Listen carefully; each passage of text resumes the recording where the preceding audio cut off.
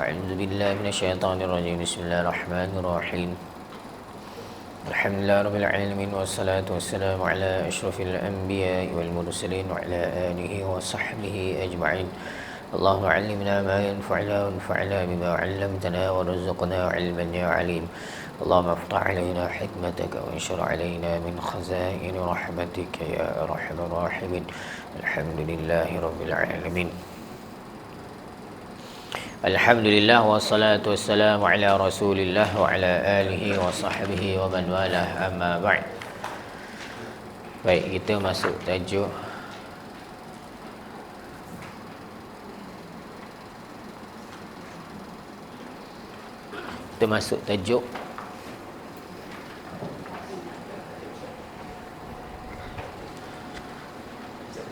Sesuai datang lewat mungkin 69 ke 10 Kita dah start tipikal ni. Ni hal. Tekan ni. dekat pasang kat. Lepas tu bawah tu ada kalak macam ni. Oh, mana-mana pula lah. Tapi boleh capai. Lepas tu tekan ni. Lepas tu pair dengan laptop ke handphone. Bajet tajiran tu lah yang password tu. Okey. Bajet 436 Tapi dia pair nanti boleh dapat. Yang ni kena angkat macam ni. Kena angkat tu. Okey. Dia tutup ada dulu. Okey. Angkat je ni. Mana dia signal dia dapat. Okey. Okey.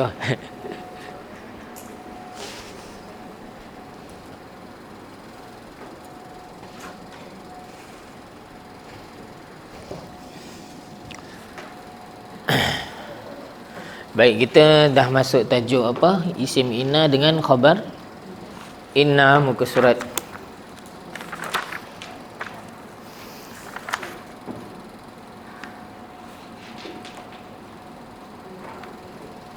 194. Okey, 194 tajuk isim inna dan khabar inna. Sebenarnya isim inna dan khabar inna ini asal usulnya ialah daripada apa? Mubtada' dan khabar. Asal usul isim inna dan khabar inna ini asalnya daripada apa? Mubtada' dan khabar, iaitu subjek dengan predikat. Bila ada subjek mesti ada predikat. Okey, boleh tengok terus muka surat 155. Contohnya 155 ada sudah dituliskan di situ mubtada' dan khabar. Contoh sebelah kanan, al-ustazu tayyibun, maksudnya apa? Ustaz itu baik. Ustaz itu adalah seorang yang baik. Okey, kemudian al-ustazu mubtada', tayyibun khabar. Okey, ustaz itu baik. Dan ini adalah ayat biasa. Tidak ada penegasan di dalamnya. Okey, kalau ikut di dalam bahasa Arab dan di dalam mana-mana bahasa, bila kita mula-mula nak menyampaikan sesuatu berita, cerita, adakah kita perlu menegaskan terus? Contohnya apa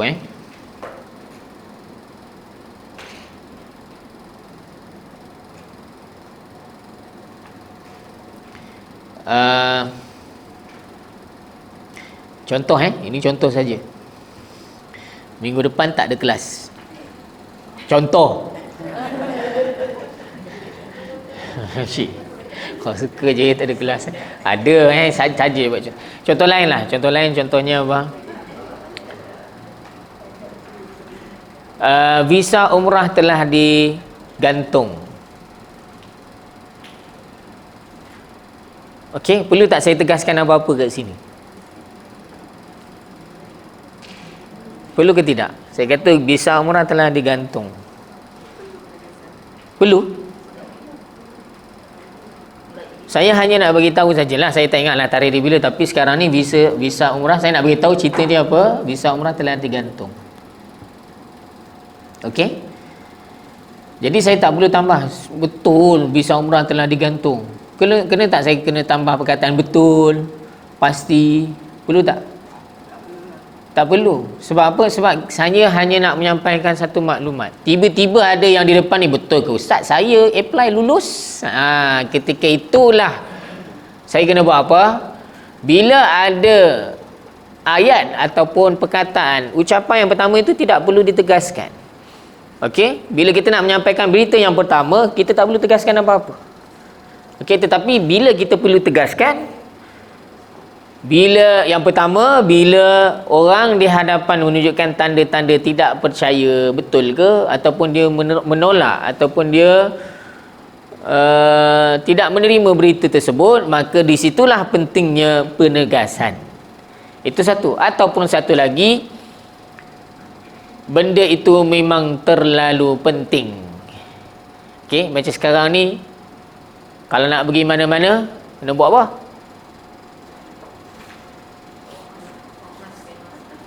Kena bawa lah ya, kelengkapan yang cukup, sanitizer apa dan sebagainya, kemudian mask muka. Ini kan ada orang pergi kat kedai, kebetulan kedai tu dia terlebih belajar bahasa Arab. Mas muka ismi Muhammad. Mas muka tu nama siapa? Nama awak Ma Ismuka. Orang Arab sebut mas muka. Jadi orang yang di kedai pun jawab ismi Muhammad. Itu terlebih belajar bahasa Arab. Okey, baik. Jadi maknanya memang kat mana-mana, kalau kita baca dekat media sosial dan sebagainya pun memang telah di-highlightkan berita penting. Kita nak pergi mana hari ni, elakkan apa? Elakkan sekian. Kalau pergi ke sekian tempat, kena buat itu, buat ini. Itu adalah bila mula-mula disampaikan benda itu memang sangat penting, maka perlulah ditegaskan. Okey? Jadi bila kita nak menegaskan satu ayat, yang pertama bila orang tak percaya, yang kedua bila benda perkara tersebut sangat penting. Maka sebab itulah perlu ditegaskan daripada awal. Okey? Baik. Jadi kalau kita tengok dalam buku, contoh Al-Ustazu Taibun, Ustaz itu baik, ini adalah ayat biasa. Tetapi bila ada kepentingan untuk kita menegaskan, betul Ustaz itu baik. Contohnya orang di depan macam tidak menerima, ataupun yelah mungkin dia belum betul-betul kenal. Dia tengok Ustaz tu macam serius je, ataupun dia pakaian dia tu macam, saya pernah ulas minggu lepas kan, kadang-kadang manusia kita di Malaysia ni menilai pakaian juga tapi kat negara Arab ni dia orang lebih terbuka sedikit.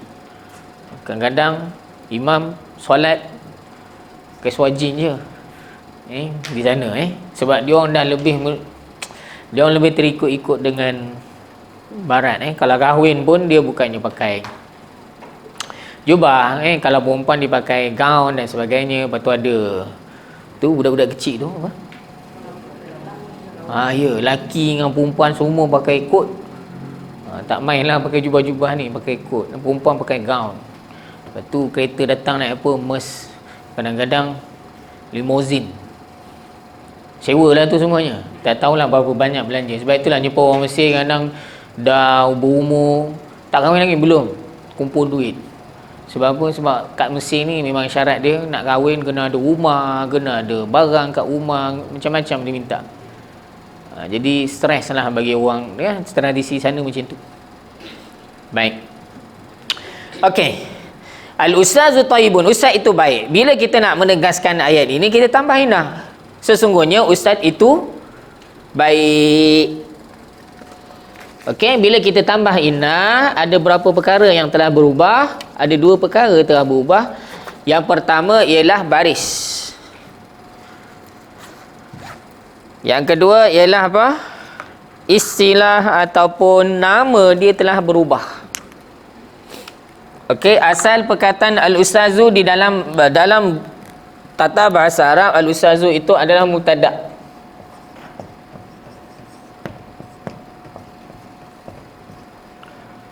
Kemudian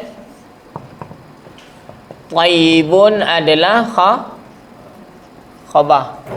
Mubtada' ni namanya mubtada' subjek Taibun khabar, predikat. Mubtada' asal barisnya ialah baris depan. Khabar baris asalnya juga baris depan. Tetapi bila kita tambah inna, bila kita tambah inna, Untuk kita menegaskan sesuatu ayat, kita tambahlah inna. Inna ini adalah haraf taukid. Innal ustaz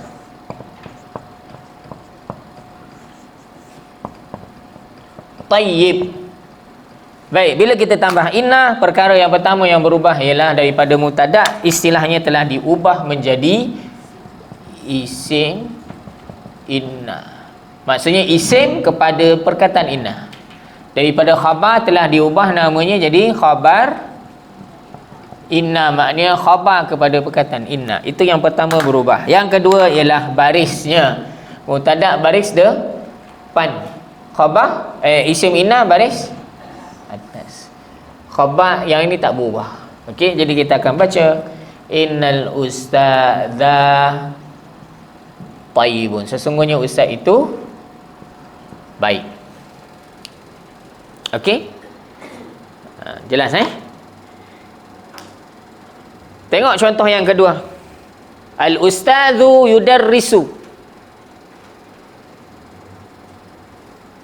Al-ustadzu yudarrisu. Ustaz itu yudarrisu, dia sedang mengajar. Al-ustadzu yudarrisu. Yudarrisu maksudnya apa? Dia sedang mengajar. Yudarrisu, dia sedang mengajar. Baik, ini ayat biasa. Bila kita nak menegaskan, kita kena tambah apa? Inna, maka al-ustazu asalnya mubtada, yudarrisu itu adalah khabar. Cuma yudarrisu ni dalam bentuk fi'il Di bawah tu ada ditulis fi'il campur fa'il, dia akan jadi khabar. Cerita Ustaz tu apa ceritanya? Dia sedang mengajar. Baik. Bila kita nak menegaskan, kita kena tambah inna. Jadi bacaannya telah berubah daripada al-ustazu jadi al-ustadza. Dan daripada mubtada ditukar istilahnya jadi isim inna, jadi pada khabar jadi khabar inna. Faham? Jelas Okey, beza dia apa kalau dalam bahasa Melayu? Sesungguhnya saja. Ustaz itu dia sedang mengajar, sesungguhnya ustaz itu dia sedang mengajar. Okey? Cuma orang Melayu ni kalau menegaskan, orang Melayu cakap apa? Kalau bercakap biasalah. Orang Melayu selalu kalau menegaskan kata betul. Kalau orang Arab dia nak menegaskan, satu disebut sesungguhnya inna tadi, ataupun dia terus sumpah aja. Selalunya kalau beli barang, wallahi wallahi wallahi, itu dia nak kata betul lah tu. Tapi boleh percaya ke tak? Dengar boleh, percaya jangan. Okay, sebab mungkin orang Arab ni dia punya perangai ni memang daripada dulu suka bersumpah tapi tidak menepati sumpahnya. Okey, baik. Sebelum kita sambung ke surat 196, tengok 194, kita baca balik penerangan tentang inna ni. Bila bertemu inna, jumpa 194, bila bertemu inna kena buat apa? Kita mesti mencari isim inna, isim yang berbaris apa? Atas, dan cari khabar inna. Okey, kena cari isim inna dan khabar inna. Okey, kemudian khabar inna boleh berupa isim marfu', jumlah fa'iliyah, jumlah ismiyah atau syibih jumlah. Yang itu tak ingat pun tak apa. Sebab apa? Dia sebenarnya sama macam khabar dulu. Khabar ada berapa? Cuba tengok formula nombor 19. Kita pernah belajar tak? Formula nombor 19.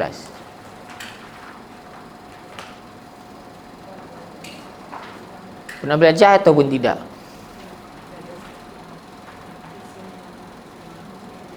Pernah? Tak? Dah? Dah kan?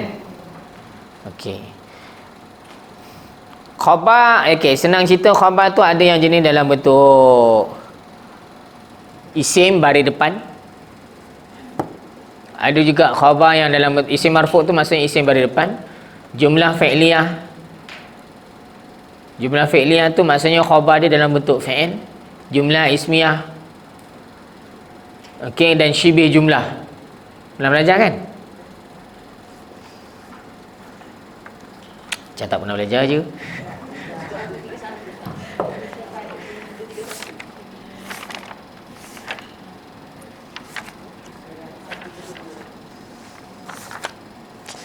Okey, kalau nak ulang kaji ringkas ni, buka muka surat 100,001. 31. Ya, 131.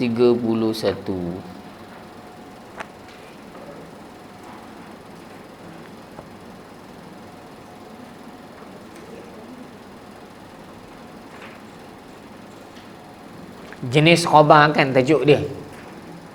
Okey, khabar ada 4 jenis. 131.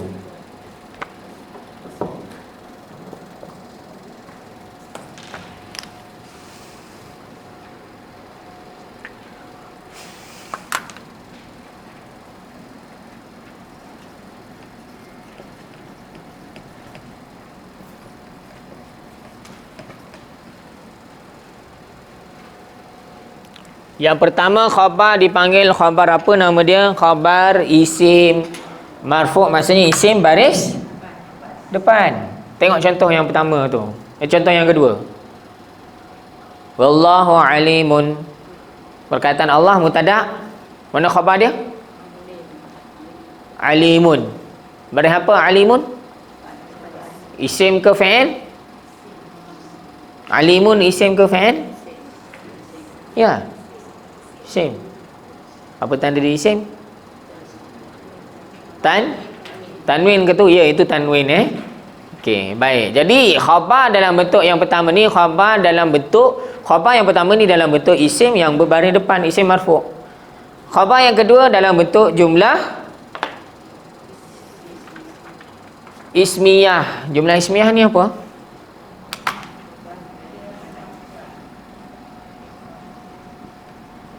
Jumlah ismiyah ini kalau nak mudah faham, khabar dia tu dalam bentuk apa? Mubtada' campur khabar. Mubtada' campur khabar. Okey, contohnya ustaz itu apa ceritanya? Isterinya seorang yang baik. Ustaz itu isterinya seorang yang baik. Apa cerita tentang ustaz? Isterinya seorang yang baik. Baik itu cerita kepada isteri. Isterinya seorang yang baik itu adalah cerita kepada ustaz. Okey, maknanya khabar ada dalam bentuk jumlah ismiyah. Contohnya kalau nak mudah tengok muka surat 102. Ulaika, mereka itu, apakah ceritanya? Ma'wahumun nar, tempat tinggal mereka adalah neraka. Apa cerita tentang mereka? Ulaika tu mubtada'. Mana khabar dia?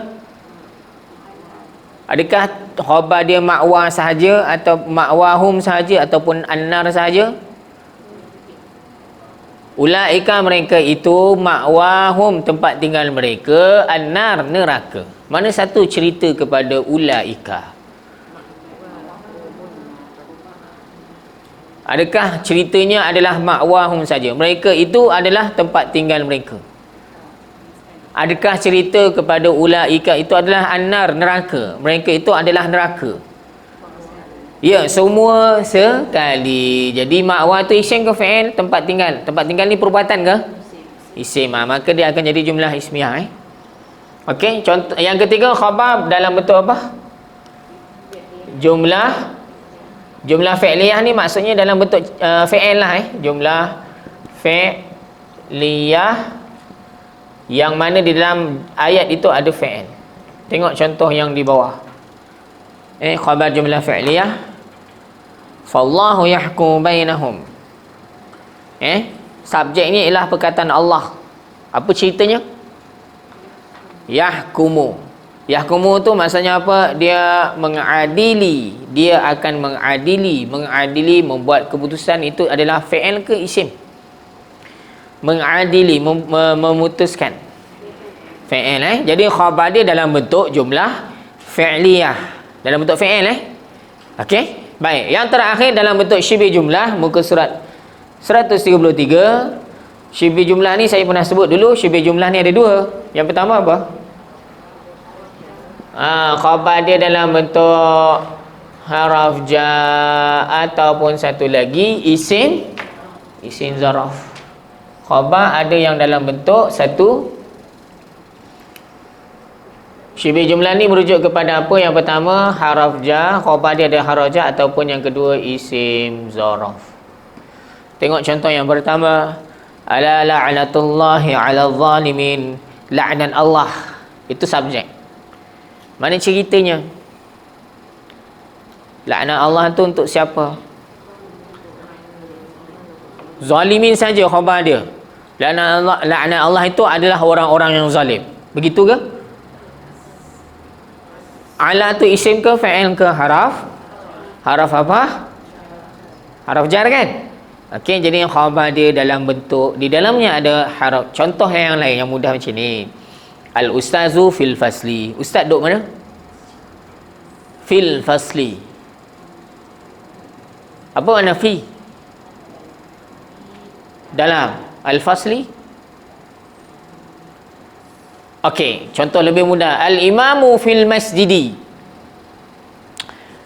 Apa makna al-imamu fil masjid? Imam duduk dalam masjid. Apa cerita tentang imam tu? Adakah fi sahaja cerita kepada imam? Imam itu adalah dalam? Bukan. Adakah imam itu masjid? Bukan. Imam itu di dalam masjid. Khabar dia dalam bentuk apa? Haraf jar. Maka dalam bahasa Arab, orang Arab namakan dia syibih jumlah. Okey, jadi kalau kita kata mubtada, bila jumpa mubtada, bila kena cari khabar, khabar ada 4 bentuk. Bila kita tukar, bila tambah inna, apa yang berlaku? Bila kita tambah inna, apa yang berlaku? Kat sana, ya betul menegaskan. Yang pertama, apa yang berubah? Mubtada akan ditukar jadi isim. Ya betul, baris satu. Yang kedua, nama dia mubtada akan ditukar namanya jadi isim inna, khabar akan jadi apa? Khabar inna. Maka kalaulah khabar asal boleh pecah kepada 4, khabar yang asal ini ada 4, maka khabar inna pun boleh jadi 4 jenis. Sebab sebenarnya isim inna ni apa? Sebenarnya isim inna ni adalah mubtada. Khabar inna ini adalah khabar, cuma ditambah inna sahaja. Okey, bila tambah inna, dia punya istilah dia telah diubah. Macam ayat ni, kalau saya buang inna, macam mana tuan-tuan puan nak baca ni? Tak boleh baca ustazah dah. Kena baca al-ustazu tayyibun, dia akan jadi ayat yang atas. Okey, jadi kalau khabar ada berapa jenis? Kalau khabar ada 4 jenis, khabar inna pun boleh pecah kepada 4. Itu maksud yang ayat yang tadi yang kita bincangkan. Boleh buka balik 154. 154. Okey. Cuba tengok yang di tengah-tengah. Khabar inna boleh berupa isim marfu. Lagi? Jumlah fi'liyah. Lagi? Jumlah ismiyah. Lagi? Syibih jumlah. Okey. Jadi sebenarnya khabar inna ini sama macam khabar. Okey. Boleh? Sebagaimana khabar ada, tak ingat ni yang ni tak apa. Saya cuma nak beritahu bahawa sebenarnya khabar inna ni asalnya apa? Khabar biasa. Dia adalah predikat, cerita. Cuma bezanya tambah inna je. Okey, kalau yang atas boleh pecah pada 4, yang bawah samalah, dia boleh pecah kepada berapa? Kepada 4, sama je. Yang bawah ni sama macam yang atas. Boleh pecah kepada berapa? 4. Kat sini khabar ada 4 jenis. Khabar inna pun ada 4 jenis ataupun 4 bentuk. Okey, kemudian tengok sambungannya di bawah. Apa dia? Ayat yang oh tak ada. Ada ke tak? Bawah sekali. Ayat yang ditambah inna, bawah sekali. Muka surat 194 bawah sekali. Ayat yang ditambah inna asalnya adalah ayat mubtada, subjek dan khabar predikat. Dah cerita dah tadi. Okey, cuma kita ada tambah satu lagi, formula nombor 3. Okey, kita ulang kaji formula nombor 3. Saya buat contoh begini. Ustaz itu baik, sesungguhnya ustaz itu baik. Saya tambah ayat yang ketiga. Ustaz tu apa lagi? Selain dia baik, dia apa lagi? Saya tak nak guna ustaz dah. Sebab dalam dalam penulisan, kita akan gunakan kata nama khas untuk kali yang pertama. Kali yang kedua kita guna kata nama khas lagi ke? Ustaz Rozi pengasas kaedah pusar. Kemudian ayat yang kedua, Ustaz Rozi telah mengajar pengalamannya 15 tahun lebih. Ustaz Rozi ke macam mana? Kita akan tukar kepada dia ataupun beliau. Okey? Sebab dah disebut sekali kata nama khas. Jadi dalam ayat yang kedua saya tak perlu ulang dah perkataan ustaz. Dalam ayat berikutnya saya tak perlu dah sebut perkataan ustaz, saya gantikan dengan dhamir. Dhamir apa yang sesuai untuk menggantikan ustaz? Ustaz ni laki perempuan? Huwa, ya betul kalau kita nak menggantikan lelaki, huwa betul. Cuma huwa ini kedudukannya bila dia terpisah. Dhamir itu tidak disambung dengan kalimah, apa-apa kalimah. Kalau kita nak sambung kena guna dhamir apa? Buka ping A. Ping A. Dhamir ada dua, satu dhamir munfasil, satu lagi dhamir muttasil. Dhamir munfasil maksudnya apa? Munfasil maksudnya terpisah. Muttasil maksudnya bersambung. Jadi kita boleh guna tak huwa? Inna huwa. Sebab kita nak sambung dengan hu. Kita nak sambung dengan inna. Okey, tak boleh. Kalau kita nak sambung, kita tak boleh guna dhamir munfasil. Sebab munfasil ni untuk berpisah. Kalau kita nak sambung, kita kena gunakan yang mana? Hu Muttasil lah. Apa makna huwa? Dia laki perempuan? Laki. Hu? Sama je. Huwa dia lelaki, hu dia lelaki. Bezanya apa? Huwa tak sambung, hu bersambung. Okey. Sesungguhnya dia iaitu ustaz tadi cerdik, zakiyun. Mana isim inna? Bila jumpa inna kena cari isim inna. Mana isim inna? Isim inna barang apa? Okey, tapi kat sini dah ada formula yang ketiga. Apa dia? Dhamir melekat dengan perkataan inna. Maka dhamir tersebut akan jadi apa? Isim inna. Walaupun isim inna asalnya barang apa? Atas, tetapi semua dhamir hukum dia apa dia? Semua dhamir hukumnya adalah mabni. Apa makna mabni? Tidak boleh berubah. Jadi tak payahlah ubah, biar je lahu. Okey. Sesungguhnya dia cerdik. Dia tu siapa? Sama je. Okey. Cuma bezanya apa? Yang atas kita gunakan perkataan ustaz, yang bawah kita gunakan dhamir. Itu saja beza dia. Okey, yang pertama ni direct, yang ni indirect. Okey. Jadi hu tetap akan jadi apa? Isim inna. Dan di dalam kes yang ini kita tak perlu meraihkan baris atas tu. Kita tak perlu tengok, tak payah tengok baris atas. Sebab apa? Sebab hukum dhamir semua adalah mabni. Kalau kita tukar baris atas juga, apa yang berlaku?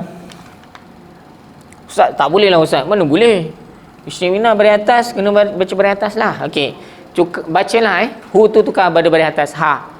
Jadi macam mana? Innaha. Ha tu lelaki perempuan? Perempuan. Sebab itulah kenapa dhamir itu tidak boleh diubah sebutan dia. Okey? Baik. Sebab kalau kita ubah baris dia, dia akan berubah jadi perempuan. Ustaz ni, kalau baris depan ustaz tu lelaki ke perempuan?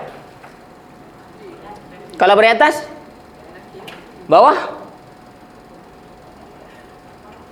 Al-ustazah, kalau ustazah lelaki juga Kalau ustazu lelaki juga. Kalau al-ustazi sama je, tak ada apa-apa perbezaan. Jadi yang ini tidak akan jika diubah baris dia, dia punya jantina tak berubah, jadi itu tak ada masalah, kita tukarlah baris dia. Tapi kalau dhamir ni, kalau kita main ubah-ubah baris dia, maka dia punya maknanya jantina dia akan berubah daripada lelaki jadi perempuan, seorang jadi ramai dan sebagainya. Itulah sebab kenapa dhamir tidak boleh diubah. Okey, jadi cara kita nak cari isim inna ada dua lah. Yang pertama cari isim baris atas ataupun cari dhamir melekat dengan inna. Dan bila sebut dhamir, ada berapa dhamir? Semua sekali ada 14. Kita ulang kaji sama-sama. Tengok ping A tadi, dhamir muttasil, kita sebut secara bergantian 3. Okey, ikut saya. Kita sambung dengan perkataan inna ni, innahu ni, hu tu sambung dengan inna. Kita buat daripada atas sampai ke bawah. Okey, ikut saya. Saya sebut 3-3. Innahu, innahuma, innahum.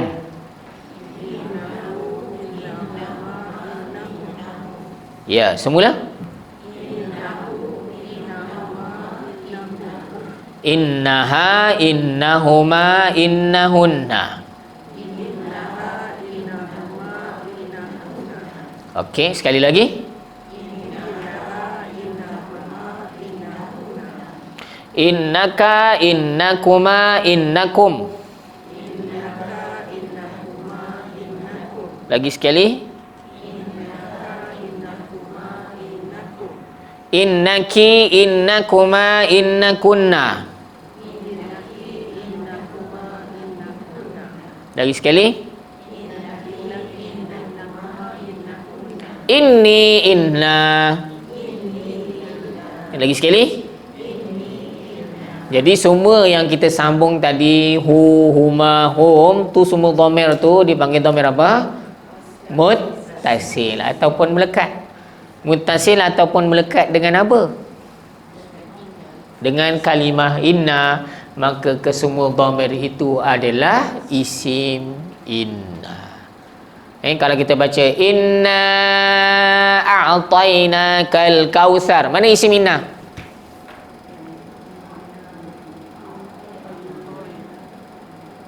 Inna, mana isim inna?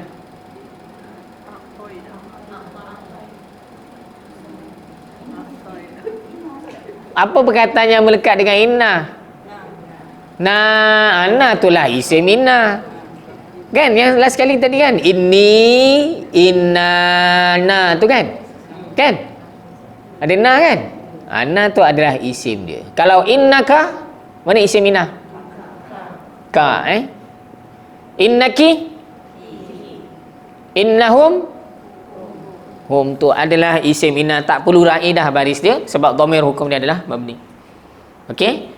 Baik, kita sambung contoh yang seterusnya. Muka surat 196.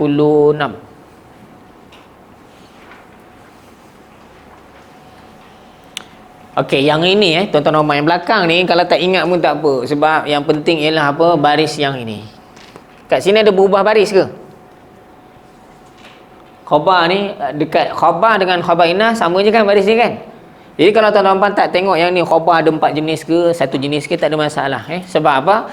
Sebab yang akan berubah barisnya ialah pada mubtada, baris depan, isim inna, baris atas. Okey, jadi dalam 4 contoh yang diberi ni sebenarnya muka surat 195 tadi, contoh yang pertama mewakili yang mana? Yang ini. 155 dia ditulis di atas tu, contoh yang pertama itu contoh untuk ini isim marfu'. Kalau takut terlupa tulislah balik, isim tu isim lah kata nama, marfu' tu apa? Yang berbaris depan. Jumpa tak muka surat 155 ke atas, contoh pertama ke atas tu ada tulis isim marfu'. Isim tu apa? Isim lah kata nama, marfu' tu baris depan. Contoh yang kedua itu contoh untuk khabar jumlah fi'liyah. Jumlah fi'liyah maksudnya khabar dia cerita je dalam bentuk fi'il. Ustaz tu ceritanya apa? Yudarisu, mengajar. Mengajar tu isim ke fi'il? Yudarisu, muka surat 195 195, tajuk yang kedua jumlah fi'liyah. Jumlah fi'liyah tu maksudnya fi'il. Yudarisu tu isim ke fi'il? Fi'il Okey, khabar dia dalam bentuk fi'il. Kemudian sambung muka surat 196. Khabar jumlah ismiah ini gabungan daripada dua benda ni iaitu apa? Mubtada' dan khabar. Okey, cuba tengok contoh. Al-ustazu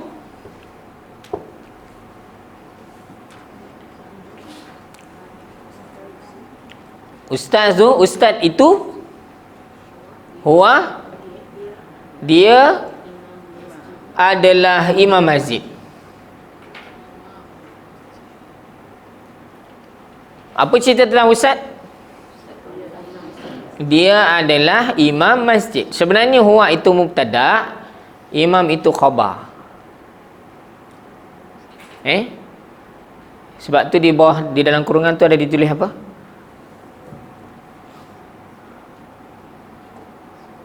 Mubtada' khabar tu. Ada tulis tak? Nampak tak? Mubtada' khabar dalam kurungan, kemudian khabar kepada mubtada' al-ustazu. Boleh nampak? Boleh Tak apalah, kalau tak nampak pun tak payah tengoklah mana huwa, mana mubtada', mana khabar dia, tak apa. Yang penting tuan-tuan tengok perkataan al-ustazu, mubtada' baris apa? Baris depan. Ustaz itu huwa dia imamul masjid, adalah imam masjid. Apa cerita dia? Huwa imamul masjid, dia adalah imam masjid. Bila kita tambah ina, apa yang berlaku? Daripada ustazu jadi ustazah. Daripada mubtada' telah ditukar jadi isim inna. Isim inna baris apa? Atas. Okey, yang terakhir syibih jumlah. Syibih jumlah itu merujuk kepada dua perkara. Iaitu apa? Haraf jar. Saya dah tulis di depan syibih jumlah itu merujuk pada dua perkara. Yang pertama haraf jar, yang kedua isim zaraf. Okey, cuba tengok contoh al-ustazu fil masjid. Ustazu fil masjid maksudnya apa? Ustaz itu di dalam masjid. Mana khabar dia? Cerita dia mana? Yang di dalam kurungan tu di dalam bracket, itu adalah khabar. Cerita kepada ustaz. Ustaz itu apa? Dia kat mana? Dia berada di dalam masjid. Bila kita nak menegaskan, kita tambah apa? Inna, maka al-ustazu jadi al-ustazah. Baris atas. Boleh? Ada soalan? Tak ada? Tak ada Jadi dalam keempat-empat contoh tadi, perubahan yang kita lihat, perubahannya dekat mana? Perubahannya dekat perkataan ustaz saja. Betul? Kalimah yang kedua tidak ada. Kalimah selepas perkataan ustaz tidak diubah apa-apa pun, baris dan sebagainya. Okey, sebab macam saya dah sebut tadi, mubtada' dan khabar ini yang berubah barisnya ialah dekat mubtada' tu jadi isim inna baris atas. Okey, 197 kita dah bincangkan ke? Dah habis? Ya. 198.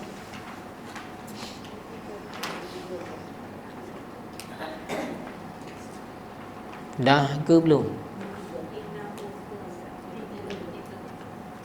Innahu huwas samiul alim. Sesungguhnya dia adalah maha mendengar lagi maha mengetahui. Mana isim inna? Hu. Ya. Kenapa? Formula nombor 3, dhamir dinna, dhamir muttasil dengan perkataan inna, maka hu itu akan jadi isim inna. Mana khabar dia? Semua sekali buat bracket huwa as-sami'ul alim, itu khabar dia semua sekali. Okey, sesungguhnya dia huwa as-sami'ul alim, maha mendengar lagi maha mengetahui. Dapat? Okey, janganlah cari pula mana ustaz isim inna baris atas, tak ada baris atas, sebab dhamir hukum dia adalah mabni. Jadi tak payah tukarlah baris dia. Okey? Jadi yang contoh yang tu ikut formula yang ni innahu. Okey, baik. Ayat yang berikutnya, inna rabbaka labil mirsad. Isim inna bari apa? Asal untuk isim inna bari apa? Atas. Mencarilah kalimah bari atas dalam ayat ini. Ka. Ya. Rabbaka tu ada berapa kalimah? Apa makna Rabbaka? Tuhan engkau, ya. Tuhanmu ada berapa kalimah tu? Satu. Dua. Apa makna Rabb? Ka? Maknanya kalau dalam bahasa Melayu Rabbaka, Tuhan kau tu ada berapa kalimah? Kalau dalam bahasa Melayu Tuhan satu, engkau dua kan. Jadi dalam bahasa Arab pun ada dua kalimah lah sebenarnya. Rabbah tu satu. Rabb kan Tuhan. Alhamdulillah Rabbil Alamin. Rabb tu Tuhan, ka tu engkau. Jadi jangan nampak satu kalimah ya, tuan-tuan dan puan. Mana isim inna? Ka.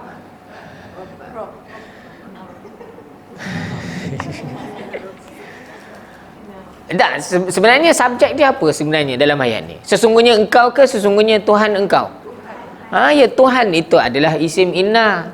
Ka itu nak melengkapkan makna. Tuhan siapa? Tuhan kau. Okey, jadi isim inna bari atas yang mana? Kalimah yang mana?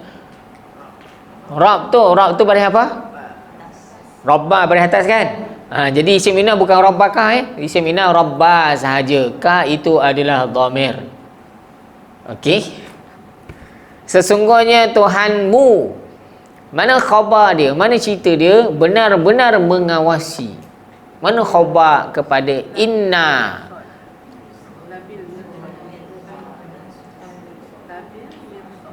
Labil mirsad. Ya. Ya.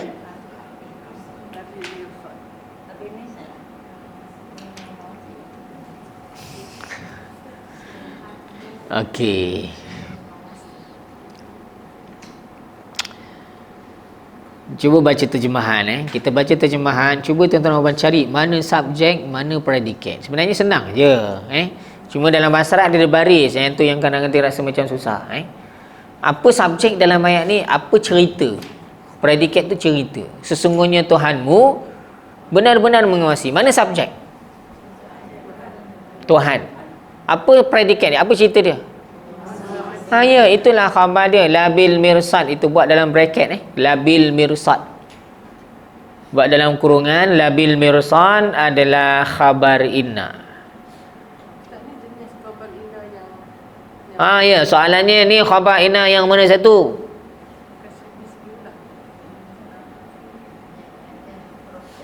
Tuan-tuan dan puan kena keluarkan berapa kalimah ada dekat labil mirsad tu. Ada berapa kalimah? Okey, macam ni inna. Saya padamlah yang ni. Dah belum?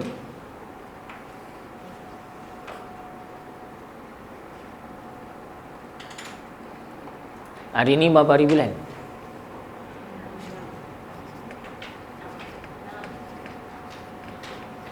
Minggu yang ke? Baik, inna rabbaka labil mirsad. Macam ni penerangannya.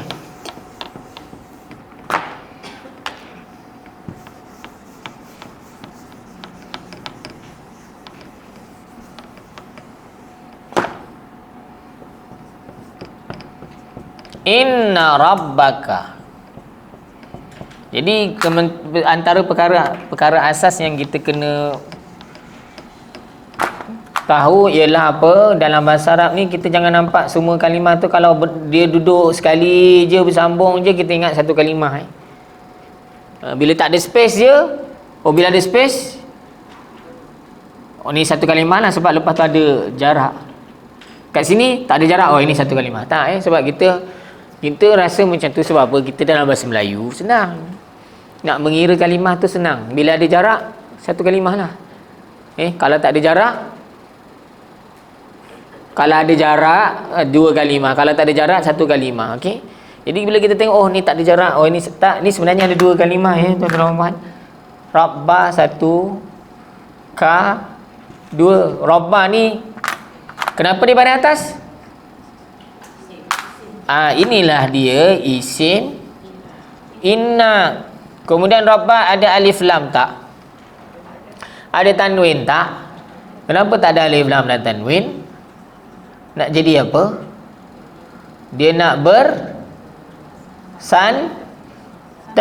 mudhaf. Apa syarat mudhaf? Tak boleh ada alif lam, tak boleh ada tanwin.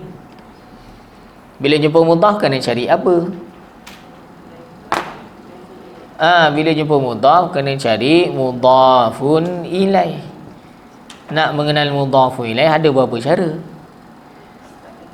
Yang pertama baris bawah. Satu lagi formula dia apa? DM DI, dhamir melekat dengan isim. Mana satu tandakan ni mudhafun ilaih? Ya betul, ka tu dhamir ya. Tanda dia saya dah sebut dah sini. Cari je kat bawah ni mesti kena salah satu. Sama ada dia itu isim baris bawah ke? Tak baris bawah. Maka dia ni adalah dia dhamir kan?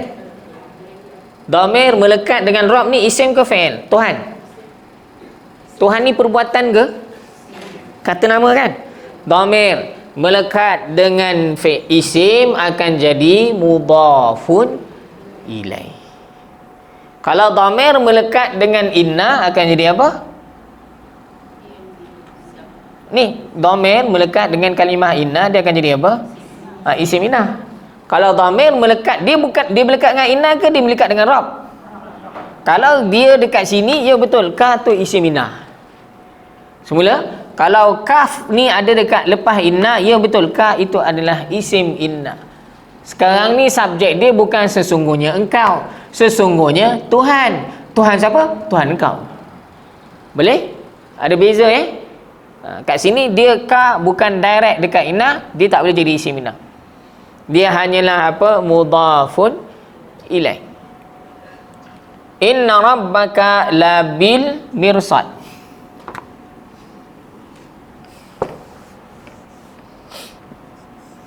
Labil mirsad ni ada berapa kalimah?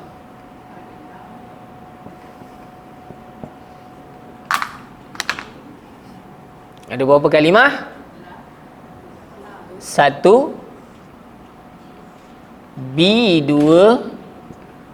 Itulah bahasa Arab ni. Saya tak boleh buat macam ni lah, nanti tak nampak.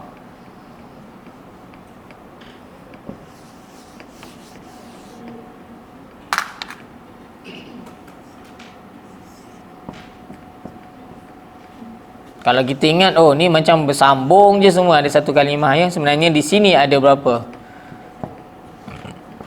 La 1, B 2, al mirsad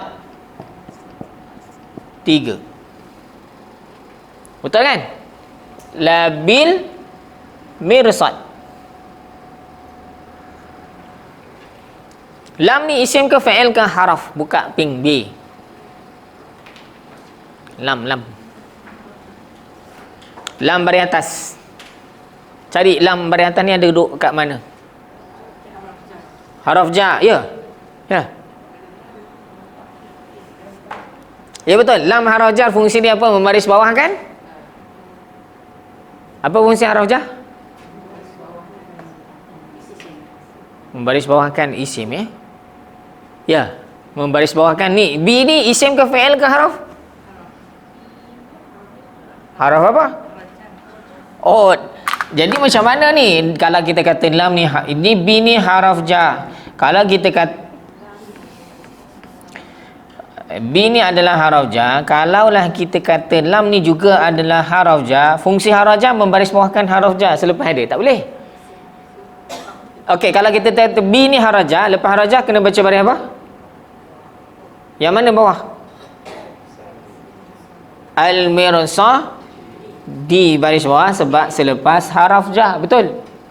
Jadi B ni adalah haraf jar, maka lam ini bukan haraf jar. Dia tak boleh redundant ada dua haraf jar sekali.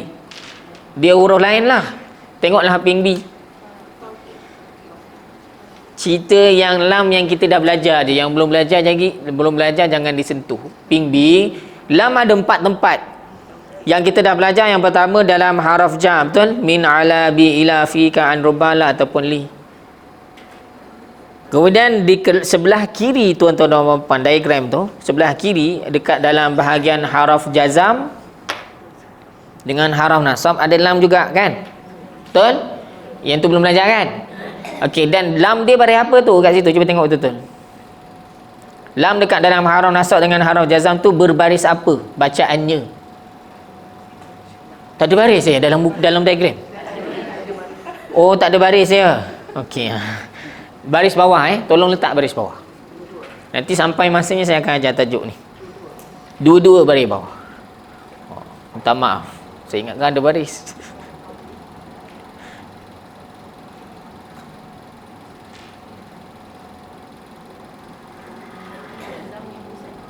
Haraf nasab dengan haraf jazam, dua-dua perkataan ada huruf lam.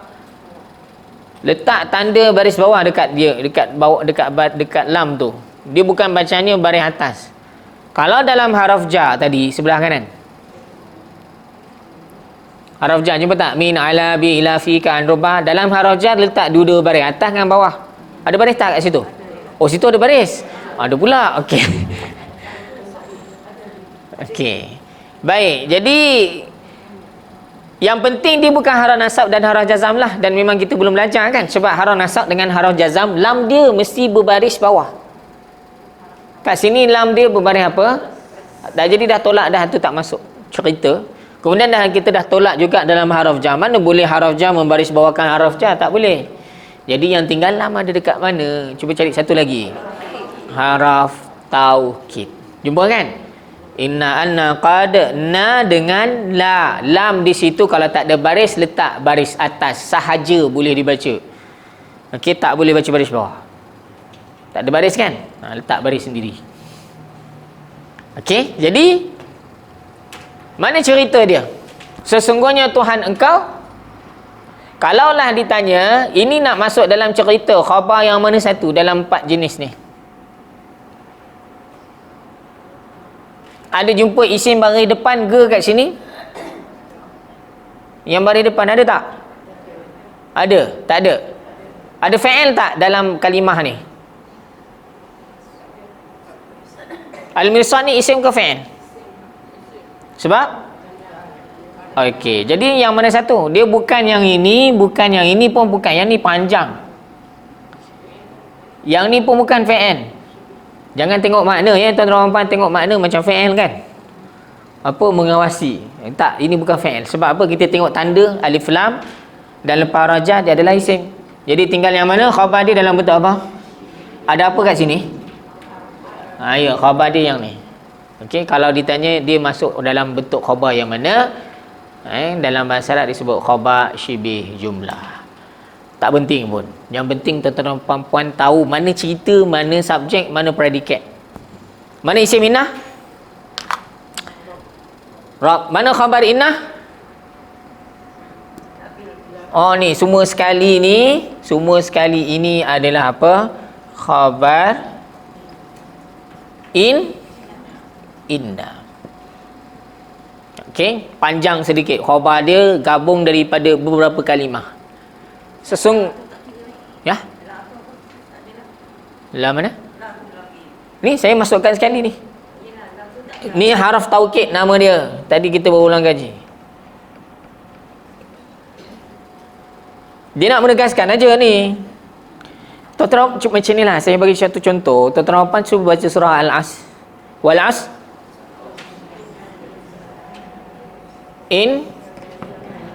Innal insana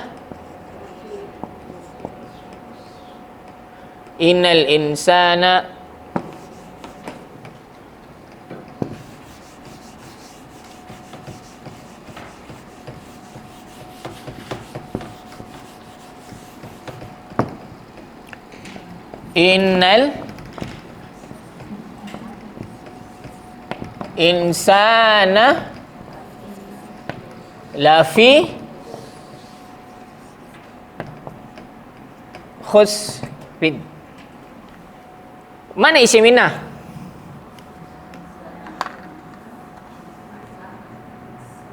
Isim inna baris atas. Mana dia? Isim inna. Mana khabar dia? Lafi ni ada berapa kalimah? La satu, fi dua. Lam ini juga haraf taukid. Fi ni haraf jar. Lepas haraf jar baris. Jadi mana cerita dia ni? La fi khusrin. Semua sekali ini adalah khabar inna, termasuk dengan lam ni sekali. Lam ni fungsinya menambahkan penegasan saja. Sesungguhnya manusia pasti di dalam kerugian. Asalnya khabar dia mana? Fi khusrin. Khabar yang mana satu ni? Dalam 4 ni dia masuk khabar yang mana? Syibih jumlah. Sebab apa? Ada apa kat sini? Ada haraf jar. Okey, cukup sekali itu. Kita rehat dulu. Bertenang, tarik nafas. Nanti kan ada yang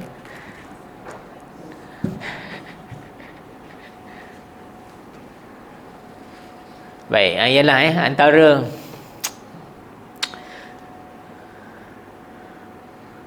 saya nak buat buku sendiri tak dapat, tak cukup masa. Buku ni bagus. Cuma antara beberapa perkara yang saya pun ada pernah sebut supaya buku ni kalau dia punya contohnya ditukarlah bagi contoh yang senang bagi tuan-tuan puan. Okey. Sebab tuan-tuan puan baru nak mengenal isim inna tu baris apa? Baris atas. Tiba-tiba ni ada 2 kalimah pula. Yang mana satu? Yang tu yang jadi macam makin confused. Okey. Jadi kalau saya membuat buku ini, saya akan pilih contoh yang mudah dulu. Lepas tu baru bagi contoh yang susah. Okey. Macam ni lah dia dah nampak macam mana haraf jar dia tu. Kita dah tak nampak haraf jar tu sebab ada lam ni. Betul? Kalau tak ada lam ni, boleh nampak tak bil mirsad ni ada haraf jar kat sini? B tu nampak tak? Nampak tapi disebabkan ada lam tu, tuan-tuan nampak terus tak nampak mana satu entah. Mana haraf jar? Bila saya pecahkan baru nampak. Ke memang daripada awal dah nampak? Tak perasan kan? Ya, sebenarnya itulah kita panggil. Bila kita menulis buku, hasil daripada pengalaman mengajar, sebenarnya buku itu lebih praktikal. Ini pun buku ini dibuat hasil pengalaman Ustaz Rusdi mengajar. Cuma mungkin contoh-contoh tu ialah mungkin dia sendiri nak bagi masa untuk melihat, nak cari contoh mungkin susah. Akhirnya mungkin kerja untuk mencari contoh-contoh yang ada tajuk inna, isim inna ini diberikan kepada orang lain. Jadi contoh itu kadang-kadang bukan tak praktikal, tapi tuan-tuan dan puan baru nak belajar mengenal, tiba-tiba terus bagi contoh yang agak tinggi sedikit. Okey, apa-apa hal pun kita rehatlah dulu. Nampak dah tercungap-cungap dah tu. Oh, surah Al-Asr itu ada di bawah sekali sebenarnya, saya tak perasan. Ada dalam buku bawah sekali. Beria saya tulis kat depan.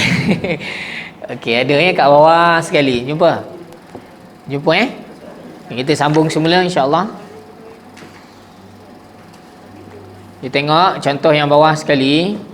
Innal insana lafi khusrin. Ada kan? Jadi tanda je lah mana isim inna, al insana, mana khabar inna, la fi khusrin, semua sekali buatlah buruk bracket kurungan daripada sebelum lam la fi tu sampai la khusrin. Sesungguhnya manusia itu pasti dalam kerugian. Jadi di dalam ayat ni ada berapa haraf taukid? Inna haraf taukid juga. Lam tu haraf. Maknanya ada berapa haraf taukid dalam ayat ni? Ada 2. Okey, macam saya sebut tadi, Jika kita pertama kali nak menyampaikan apa-apa berita, kita tak perlu tegaskan apa-apa. Kecuali lah apabila berita itu penting, ia betul kena menegaskan. Okey, macam dalam kes ayat inilah, sesungguhnya manusia itu pasti dalam kerugian. Sebab apa? Sebab manusia itu memang, kebanyakan manusia itu, kebiasaannya manusia itu akan jadi rugi. Yang tak rugi siapa? Siapa yang tak rugi? Sambunglah ayatnya. Illal ladzina amanu, orang yang beriman, wa amilus salihat, beramal saleh, tawasau bil haq, berpesan dengan kebenaran, tawasau bis sabr, berpesan dengan kesabaran, baru dia tak rugi. Kalau dia tak ada empat ni, dia rugilah. Jadi yang rugi ramai ke sikit? Ramai. Tak tahu. Ramai ke orang yang beriman? Yang beriman ramai ke sikit? Yang beriman dah lah tak berapa nak ramai berbanding berapa peratus daripada penduduk dunia hari ini yang Muslim tu berapa orang? Berapa ratus? Tak pastilah saya. 20%? 30%? 10%? Wallahualam, saya tak pastilah. Yang penting orang yang beriman sikit. Patut orang yang beriman yang dia beramal pula. Ada yang dia kata di Islam tapi dia tak beramal apa, solat tak, puasa tak. Lagi sikit. Tawasau bil haq, selalu berpesan-pesan dengan kebenaran, cakap benar. Ada yang beriman, jaga dia solat, tapi bohong kerjanya, dah keluar. Beriman, beramal, bercakap benar, lepas tu sabar. Ada dah 3 ni dah cukup. Beriman, buat amal, cakap benar, tapi tak sabar. Jadi berapa ramai manusia yang rugi? Majoriti manusia rugi. Kecuali orang yang ada 4 ni. Dia bukan kena ada salah satu ya. Dia kena ada 4 tadi, baru dia keluar daripada kategori manusia yang rugi. Jadi manusia tu kebanyakannya adalah rugi. Sebab itu Allah sebut 2 haraf taukid dalam ayat ni. Okey? Ya, penegasannya 2 kali. Jadi kalau macam cerita tadi, contohnya saya kata kat luar hujan. Betul ke Ustaz? Tengok kat luar, contohnya tuan-tuan orang masuk daripada luar tu tak hujan. Lepas tu saya masuk kata, kat luar hujan. Ya ke Ustaz? Saya masuk tadi tak hujan. Jadi kat situ saya kena tambah 1 haraf taukid. Ya betul, kat luar hujan. Kalau tak percaya lagi? Betul Ustaz. Tengok ni, tengok terang je. Masing-masing semua tengok belakang, tengok terang je. Apa yang saya kena buat? Kena tambahlah lagi haraf taukid. Kalau dalam bahasa Arab, lagi banyak kita panggil apa? Lagi banyak penolakan ataupun tidak percaya ataupun yang seumpama dengannya. Bila lagi makin orang tidak percaya, maka sebanyak mana orang tidak percaya, sebanyak itulah kita kena tambah haraf taukid. Dan paling tinggi ialah kita tambah sumpah terus. Contohnya kalau macam saya kata kat luar hujan, ya betul ke tak? Hujan pun tengok tadi. Ya betul, sesungguhnya di luar hujan. Taklah Ustaz, kami ramai-ramai tadi ni, baru je masuk sekejap tadi, tak hujan pun. Wallahi, yang tu memang dah habis lah. Dan sebab tu kadang-kadang kita tengok dalam Al-Quran, Allah sebut ni, Allah sumpah ni, sebenarnya sumpah dia bukan mula kat sini. Penegasan dalam surah ini bukan mula daripada inna dengan la je. Di sini dah ada 2 haraf taukid. Tapi sebenarnya sebelum ini ada apa? Wal asri. Apa makna waw? Wal asri, apa makna wal asri? Biasa ni ayat ni kan, wal asri. Kalau jumpa waw mula surah Kalau jumpa waw mula surah, waw tu mesti maksud demi, jangan terjemah dan pula. Okey, kalau jumpa waw mula surah, wal asri demi masa, watin demi buah tin, wadduha demi waktu duha, wasyamsi demi matahari, waktu demi gunung Tur Sina dan sebagainya. Waw itu dipanggil haraf taukid. Ada kan dalam haraf taukid? Cuba cek. Haraf taukid ping B bawah. Ada kan? Ada kan waw? Maka waw di situ adalah apa? Haraf taukid dan digunakan untuk sumpah. Boleh? Okey. Dua ayat lagi innaka antal wahhab. Mana isim inna, mana khabar inna? Ayat yang kedua daripada atas. Ka isim inna menggunakan formula yang ini. Domer melekat dengan inna kan? Ka tu domer kan? Domer melekat dengan inna, dia akan jadi isim inna. Mana khabar inna?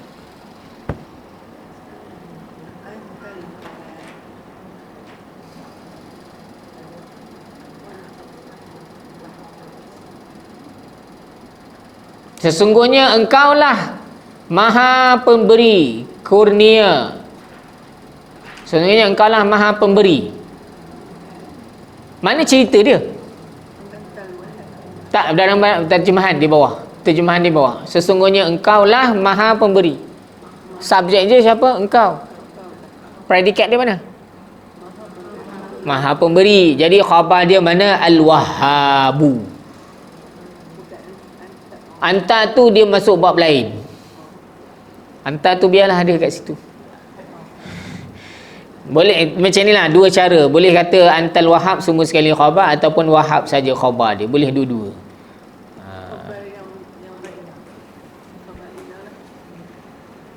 Kalau nak senang al-wahhabu khabar inna. Itu paling senang. Khabar baris apa? Khabar inna baris apa? Khabar inna baris apa? Oh, tak ada kat sini dah padam. Khabar inna, tengok balik muka surat 155 ayat pertama. Contoh pertama innal ustadha tayyibun. Khabar inna baris apa? Depan. Mana dia dalam ayat ni? Al-Wahhabu. Al-Wahhabu itu adalah khabar inna. Baris depan. Anta tu tak payah masukkan sekali lah, senang. Tapi ada penerangan dia. Sebenarnya anta tu dengan ka tu sama tak makna dia? Apa makna ka? Engkau lelaki perempuan? Lelaki. Anta? Engkau lelaki juga. Kan? Habis tu kenapa satu guna ka, satu guna anta? Banyaknya lah soalan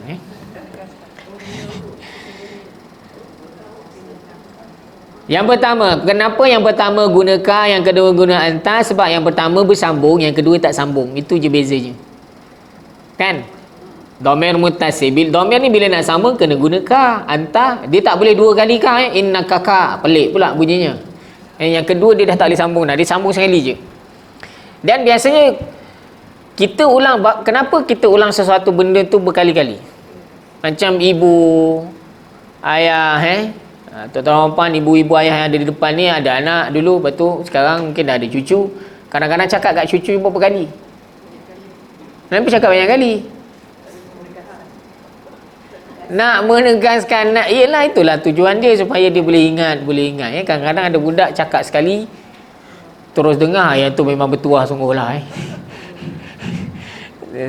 Isi saya cerita jumpa kawan isi, masa tu dia dah bersalin, lepas tu dia dapat baby, lepas tu dia cakap dekat anak sulung dia, kakak dah tak boleh menyusu dah sebab dah ada baby, nanti kesian baby tak boleh menyusu. Malam tu berhenti terus susu, tak minta terus susu. Hebat betul lah. Macam anak saya dekat 3 tahun juga betul-betul putus susu. 2 tahun setengah tu tak boleh lagi, 3 tahun baru betul-betul. Lelaki. Oh, lelaki memang lambat dia. Oh ya. Tapi yelah, susah lah yang anak dia cakap malam tu, besok tu malam tu terus berhenti. Itu bertuah lah dapat jumpa budak macam tu. Kebiasaannya cakap lah berkali-kali pun dia buat juga kan. Okey, baik. Okey, ayat yang berikutnya inna rabbaka ya'lamu. Mana isim inna? Macam ni kes dia macam ni tadi Rabb tu isim dia, ka tu dhamir Ayat yang ketiga inna rabbaka ya'lamu, mana isim dia rabba sahaja, yang baris atas ka itu adalah dhamir. Boleh? Dan penerangan dia sama macam ni lah. Rabba isim, kemudian tak ada alif lam dan tanwin, dia akan jadi apa? Mudhaf ka mudhafun ilaih. Kemudian mana khabar dia? Ya'lamu, sesungguhnya Tuhan engkau, ya'lamu, dia mengetahui. Terjemahannya tu kena tambah dia. Sesungguhnya Tuhanmu, ya'lamu, dia mengetahui. Tak boleh terjemah maha. Kenapa saya tak boleh terjemah maha di sini? Sebab ya'lamu ni isim ke fi'il?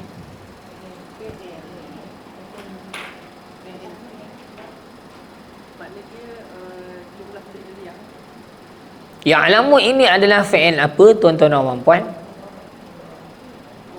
Madhi, mudhari', amar, mudhari'. Kenapa mudhari'?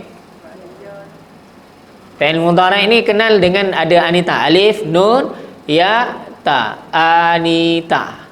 Alif, nun, ya, ta. Okey. Fi'il mudhari' dikenali dengan apa? Ditambahkan salah satu daripada 4 huruf. Alif, nun, ya, ta di pangkalnya. Ada huruf apa kat sini?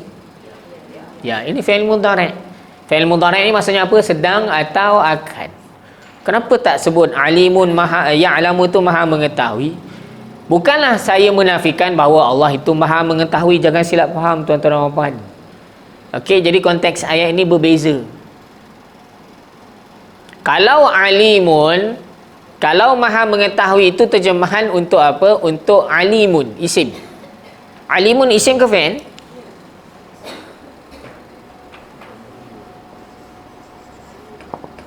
Alimun isim ke fi'il? Ini isim. Yang ini terjemahannya alimun maha mengetahui. Kalau ya'lamu, ya'lamu ini fi'il mudhari'. Apa makna ya'lamu? Dia sedang atau akan mengetahui. Baik. Kenapa di dalam ayat ini guna fi'il? Ya'lamu. Kenapa? Sebenarnya inna rabbaka ya'lamu tu yang contoh yang alimun ada muka surat sebelah. Yang ni saya baru ulas tadi. Muka surat sebelah. 158. Cuba tengok muka surat 158. Inna rabbaka alimun. Apa terjemahannya? Sesungguhnya Tuhan engkau alimun maha mengetahui. Alimun itu adalah khabar dia dalam bentuk isim. Okey, yang tadi tu mana kalau contoh yang muka surat 158, mana isim inna? Rabba isim inna. Mana khabar inna? Alimun khabar inna satu, hakimun khabar inna yang kedua. Dan khabar dia ceritanya dalam bentuk apa? Dalam bentuk isim. Dalam muka surat yang kita bincang tadi 159 ayat yang ketiga, khabar dia dalam bentuk apa? Fi'il. Jadi apa beza alimun dengan ya'lamu? Dari segi makna, apa bezanya?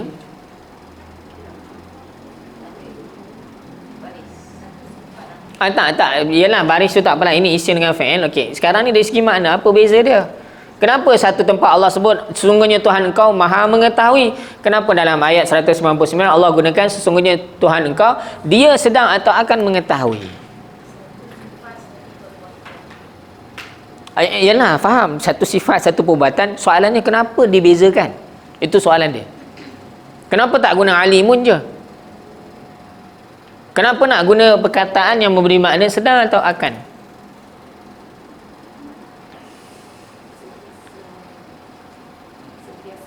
Terima kasih. Itu jawapan. Kalau alimun maha mengetahui ni bila? Ini isim kan? Kalau isim ada kaitan dengan masa ke? Saya ambil satu perkataan isim, kitab, buku. Bila saya sebut buku, ada kaitan dengan masa tak dengan perkataan buku tu? Ada tak? Tak. Beza isim dengan fi'il ialah fi'il ada masa. Past tense, present, future, dan sebagainya. Okey. Jadi di dalam konteks ayat ini Allah tidak nak melibatkan dengan apa-apa makna. Allah nak bagi tahu bahawa Allah itu maha mengetahui bila-bila, dulu, kini dan selamanya. Tapi dalam konteks atas ni nak bagi tahu mungkin kaitan ayat dia inna rabbaka ya'lamu annaka taqumu adna min thulusayil lail Sesungguhnya Tuhan kau maha mengetahui, sesungguhnya Tuhan kau dia mengetahui, dia sedang dan akan mengetahui apa yang kamu sedang buat. Sebab nak matchingkan dengan perbuatan manusia yang sedang buat masa tu. Maknanya lepas perkataan Rabbaka ya'lamu ni ada satu lagi fi'il mudhari' tapi yang dibuat oleh manusia. Okey, bukanlah menafikan bahawa Allah itu tidak mengetahui dulu, kini dan selamanya, tidak. Tapi sebab nak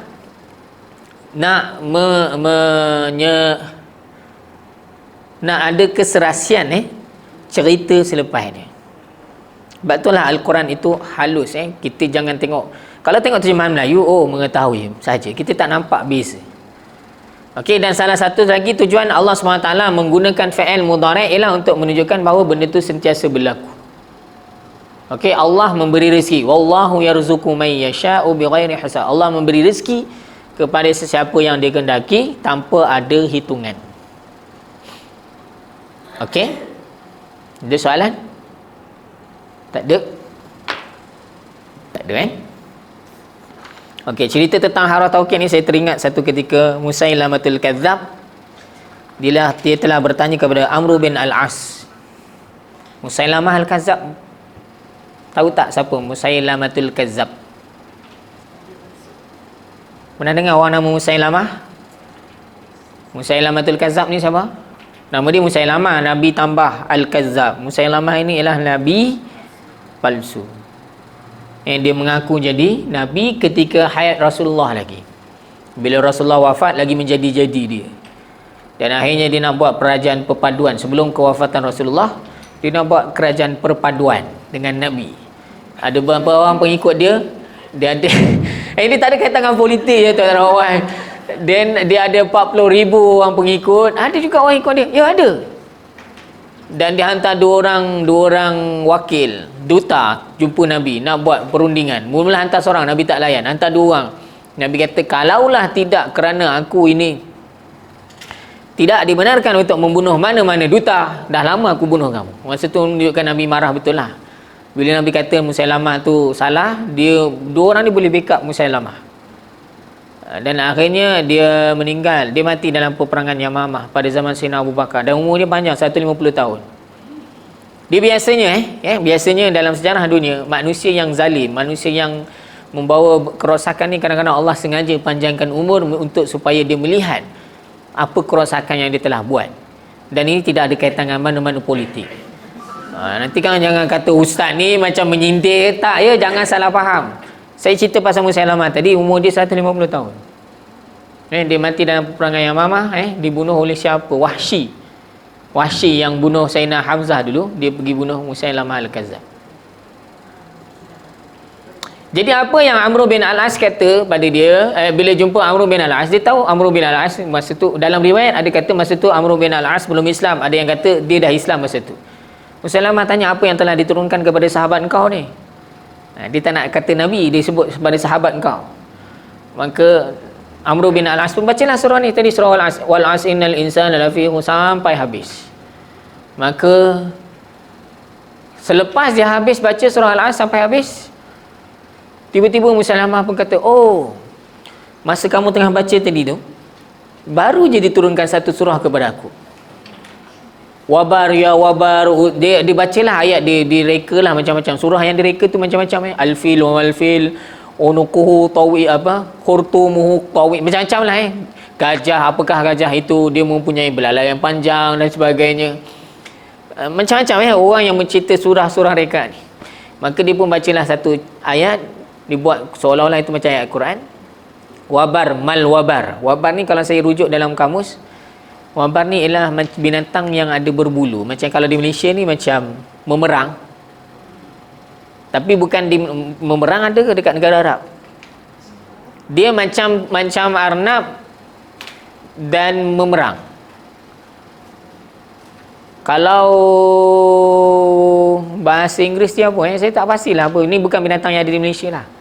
Dia punya bulu dia macam memerang, tapi dia bukan panjang macam memerang. Dia macam bulat sedikit. Apa binatang yang macam tu? Tak tahu? Tak tahu tak apa, biarkan. Okey. Saya nak bagi tahu pun sebab tak ada di Malaysia nama binatang tu. Dia spesies jenis macam memerang lah, spesies memerang lah.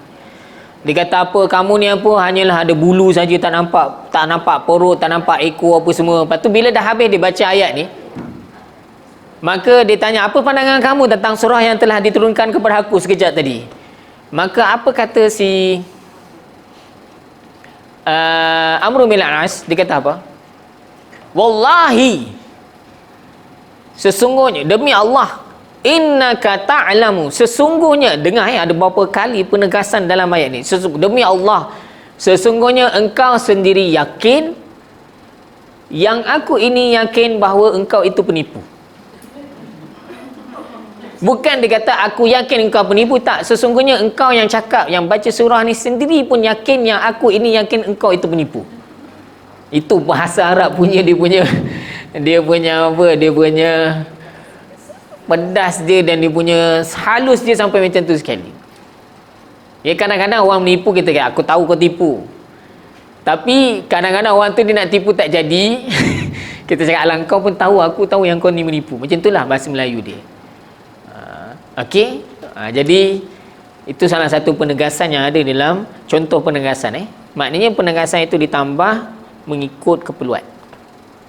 Okey. Macam-macam ayat direka surah surah gajah lah. Tapi kalau macam kita surah Al-Fil memang ada alam tara kaifa fa'ala rabbuka bi ashab. Dia buat surah lain. Dan dalam sejarah juga ada yang reka surah katak, ad-difda', mad-difda', ad-dafadi'. Difda' ataupun dafadi' ni apa? Katak.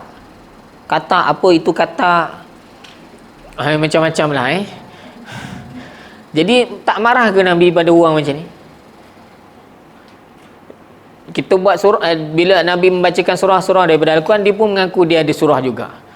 Lepas tu dalam mereka-reka, lepas tu jadi macam bacaannya pun jadi macam pelik dan sebagainya. Okey.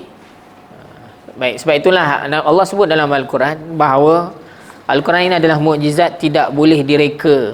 Kalaulah betul Al-Quran ini Nabi yang buat, Allah cabar supaya manusia mencipta ataupun mereka mana-mana satu ayat ataupun satu surah daripada Al-Quran. Dan tak semestinya kena sorang-sorang. Kalau berkumpul ramai-ramai 2, 3, 4 orang, satu dunia berkumpul untuk mencipta satu surah pun, cabaran itu masih terbuka sampai ke hari ini. Jadi kalau orang yang kata Al-Quran ini kitab yang bukan kitab yang kita panggil, bukan kitab yang benar, bukan kitab yang betul, kitab rekaan, kalau ada yang kata begitu, okey, tak payah panjang lebar kita berdebat dengan dia. Kita kata, okey, kamu tolong buatlah satu surah sama macam Al-Quran. Kalau dia boleh buat, tak boleh buat punya, insyaAllah. Okey. Baik, kita sambung sedikit muka surat belakang. 100, muka surat 14 belakang. Masih ada kaitan dengan tajuk kita ni. Sifir kita dah habis ke? Tajuk sifir. Kita pernah bincang sifir sampai muka surat berapa?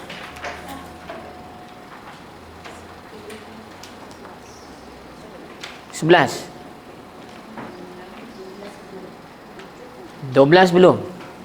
Okey, tak apa. Nanti kita sambung sifir. Kita masuk dulu muka surat 14. Belakang belakang. Buka belakang, lampiran berwarna belakang, kunci bahasa Arab. Baik, muka surat 14.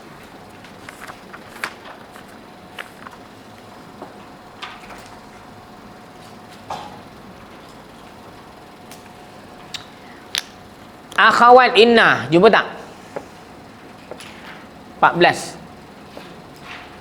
Akhawat inna. Akhawat ni maksudnya apa? Adik beradik, saudara lah Akhwat ni kalau nak sedap lagi terjemah saudara. Saudara lelaki perempuan.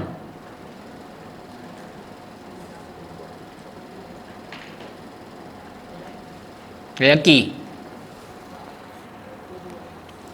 Kalau saudara lelaki ikhwan. Saudara perempuan akhawat. Tapi perempuan tu tak payah tulis lah ya. Tulis saudara je lah. Saudara ataupun adik beradik.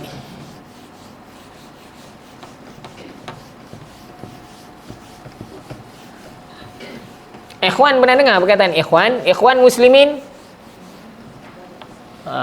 Ikhwan tu maknanya saudara-saudara lelaki, adik-beradik lelaki lah dipanggil ikhwan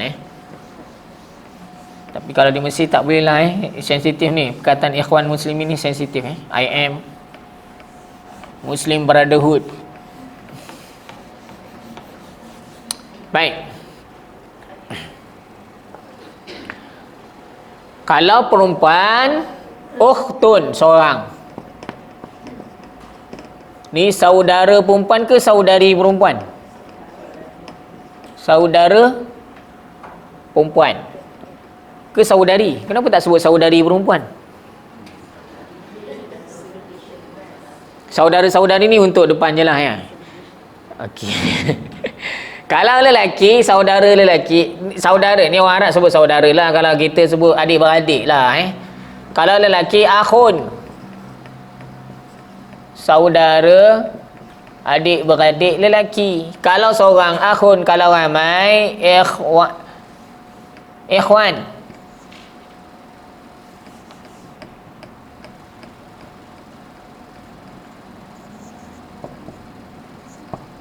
Ikhwan ataupun ikhwah.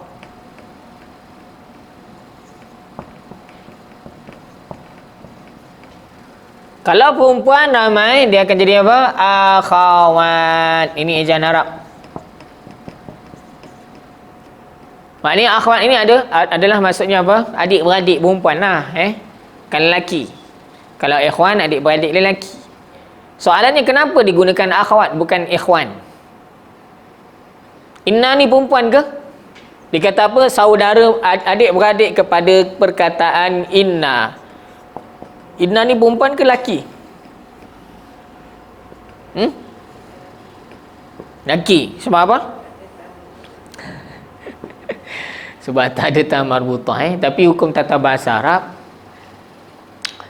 semua kalimah dalam bahasa Arab, saya ambil contohnya macam haraf jar, apa dia? Bi, min dan sebagainya. Semua ini dipanggil, ini termasuk dalam kategori apa? Perempuan. Orang Arab yang letakkan kelasnya begitu. Okey?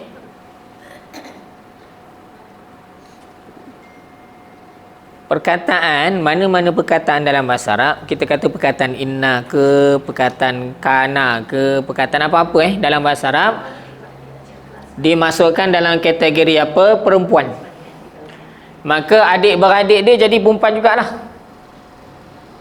Tak apalah kalau tak faham pun biarkan. Yang penting inna ini dia ada adik-beradik lain. Ada berapa adik-beradik dia? Kat dalam buku tadi sebut. Ada berapa? Ada 6. Kenapa dia ni dikira adik-beradik?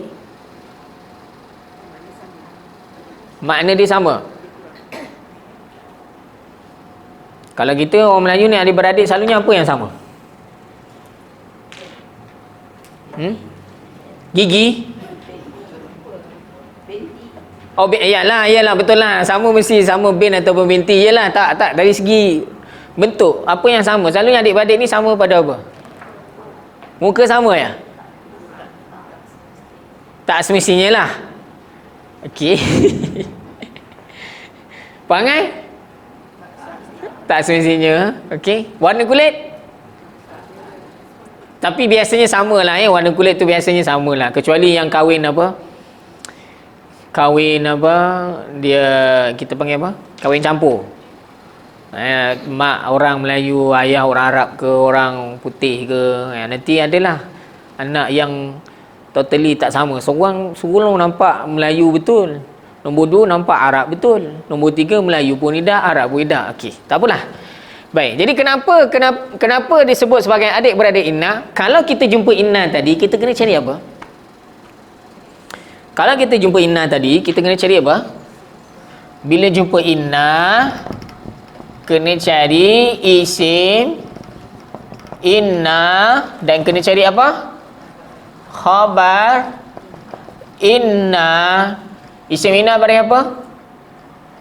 Atas, khabar inna baris depan. Maka kalau kita jumpa adik-beradik dia yang lain, ada berapa tu lagi? Semua sekali ada 5 lagi lah bagi dia. Maka kena cari isim dan kena cari apa? Khabar dia. Isim dia baris apa nanti? Khabar dia baris 4. Okey? Sebab itulah dipanggil apa? Adik-beradik inna. Okey? Maknanya kalau kita jumpa perkataan inna, kena cari isim inna, khabar inna. Kalau jumpa anna, kena cari apa? Jangan sebut isim inna dah, sebab perkataan dia anna, nanti mengamuk inna anna ni.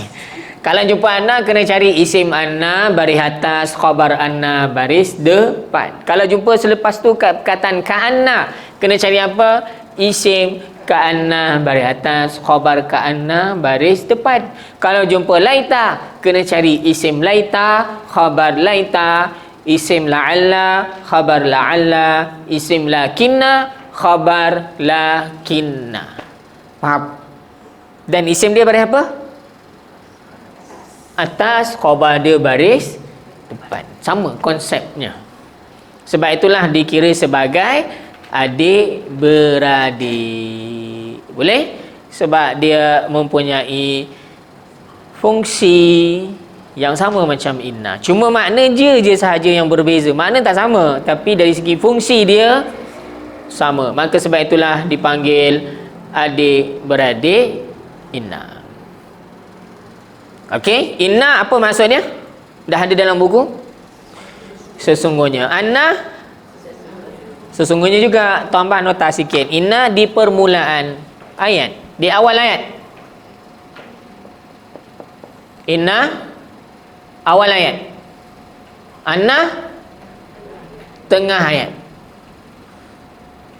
Inna awal ayat, anna tengah. Kita baca surah Al-Asri tadi, wal as, satu ayat. Innal insan, mula kan? Maka guna inna lah.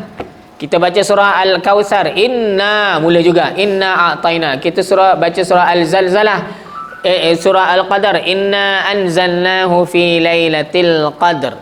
Semua di permulaan ayat baca inna. Kalau di tengah-tengah, kita baca surah Al-Humazah, wailul likulli humazatin lumazah, alladhi jama'a malan wa 'addadah yahsabu anna.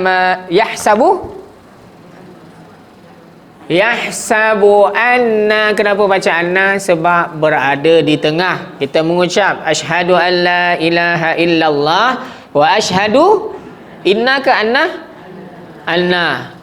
Muhammadar. Okey, saya teringat bila sebut tajuk ni baru saya teringat.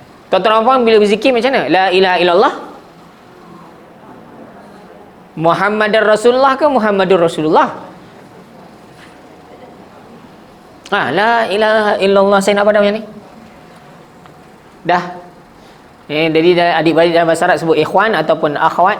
Saya dulu masa sampai Mesir, dia orang selalu guna istilah ni. Dan masa sampai Mesir, dia orang terus panggil ustaz. Ustaz, sampai-sampai je turun airport je, ustaz, okey saya tolong angkat beg ustaz. Ustaz. Kita baru sampai dah panggil ustaz dah.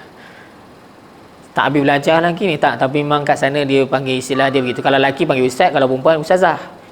Walaupun baru nak belajar. Kalau macam di Malaysia tak ada kalau di UAIA dia guna apa? Brother sister Okey, tapi janganlah perasan sangat bila jumpa je panggil ustaz. Itu sebagai nak address lah, nak panggil. Okey. Dan di sana akan gunakan ikhwah. Kalau lelaki ikhwah, akhwat. Mula-mula dengar tu siap tersilap, kadang-kadang sampai tersilap sebut ikhwah dan akhwat yang contohnya kalau ada tazkirah ke, ada apa majlis ilmu ke, nak bercakap tu kadang-kadang sampai tersilap sebut ikhwah akhwat, ikhwah akhwat, ikhwah akhrawat. Baik, sebab apa? Sebab memang susah sedikit sebab dia ada huruf kha kan. Okey. Dah dah. Kalau kita sebut la ilaha illallah, la ilallah tu saya tak nak ulas panjang. La ilaha illallah saya tak nak ulas panjang. Saya nak ulas pada perkataan Muhammadur Rasulullah. Nak baca Muhammadar ke Muhammadur?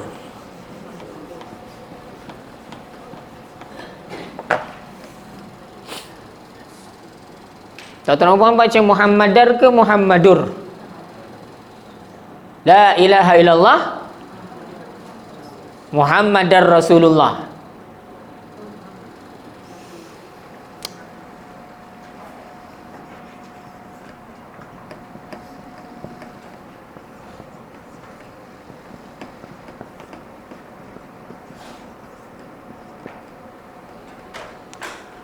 Muhammad isim ke, fi'il ke, haraf? Perbuatan ke? Nama kan? Mula ayat ke tengah ayat? La ilaha illallah itu dah lengkap. Boleh letak titik. Tiada satu pun Tuhan melainkan Allah. Dah habis. Sambung. Ini ayat baru. Mula ayat. Isim kalau mula ayat jadi apa? Subjek Ayat dalam bahasa Arab kalau isim dia mesti akan jadi mula dengan isim, maka dia akan jadi mubtada'. Mubtada' baris apa? Tadi baru kita mengulang gaji. Mubtada' baris depan. Lepas tu kena cari apa?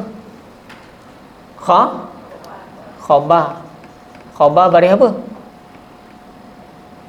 Depan. Jadi kita baca Muhammadur Rasulullah. Muhammadun asalnya, tapi tanwin bertemu dengan huruf ra. Jadi apa? Tanwin bertemu dengan huruf ra, dia punya hukum dia adalah idgham bila gunnah. Jadi dimasukkan huruf tanwin itu ke dalam huruf ra, jadi Muhammadur Rasulullah. Okey. Jadi kalau kita zikir la ilaha illallah Muhammadur Rasulullah, tetapi bila kita mengucap asyhadu an la ilaha illallah wa asyhadu jumpa apa? Anna, kena cari apa? Kalau jumpa inna kena cari isim inna, khabar inna. Kalau jumpa anna sebab dia adik-beradik, kena cari apa? Isim anna beri apa? Jadi kita nak kena baca macam mana? Wa asyhadu anna, boleh baca Muhammadur, salah, Muhammadar Rasul. Yang ini tak ada dalam buku. Okey? Tak pastilah, jap saya cuba cek ada ke tak.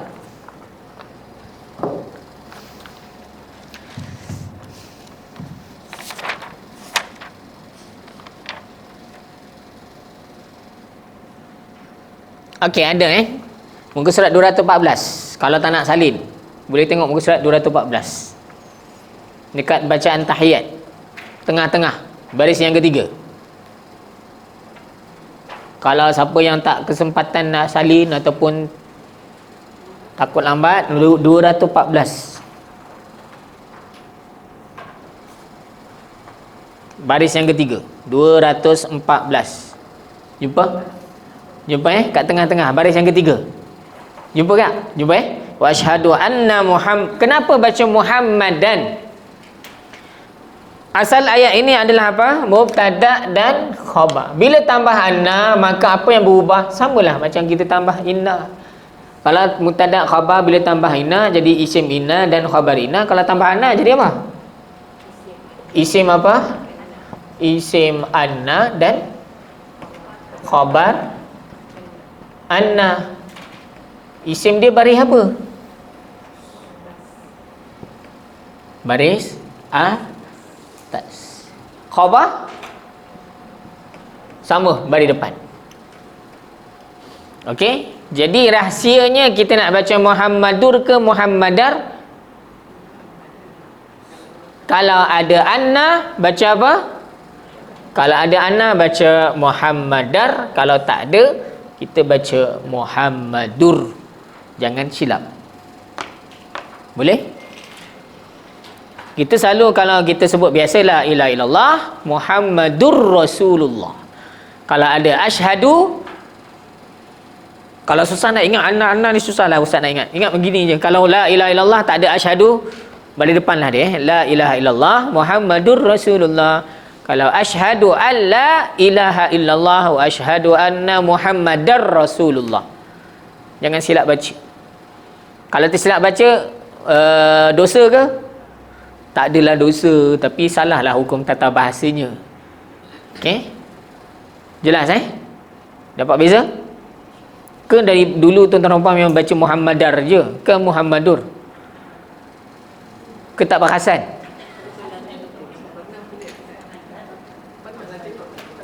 Asyhadu an la ilaha illallah. Selalu kalau dalam tahiyat tu baca macam mana? Asyhadu an la ilaha illallah wa asyhadu anna. Baca Muhammadar ke Muhammadur? Ya. Alhamdulillah. Okey. Sebab yang ini yang asal. Yang ini kita bila kita tidak asyhadu tu kita masuk dalam syahadah, aku bersaksi. Okey, dulu kecil-kecil saya dengar terjemahan asyhadu tu terjemahannya apa? Dulu kecil-kecil aku naik saksi. Saya cukup masa yalah kecil kan tak faham apa ke benda lah aku naik taksi ni. Naik saksi ni macam naik taksi ke? Kecil-kecil kan? Budak masa tu darjah 2, darjah 3 tak faham apa benda lah maksudnya aku naik saksi. Saksi tu tak tahu apa benda. Saksi pun tak tahu. Rupanya dah besar maksudnya aku bersaksi. Jadi terjemahan aku naik saksi tu mengelirukan sebenarnya. Aku bersaksi je lah, senang. Okey, baik.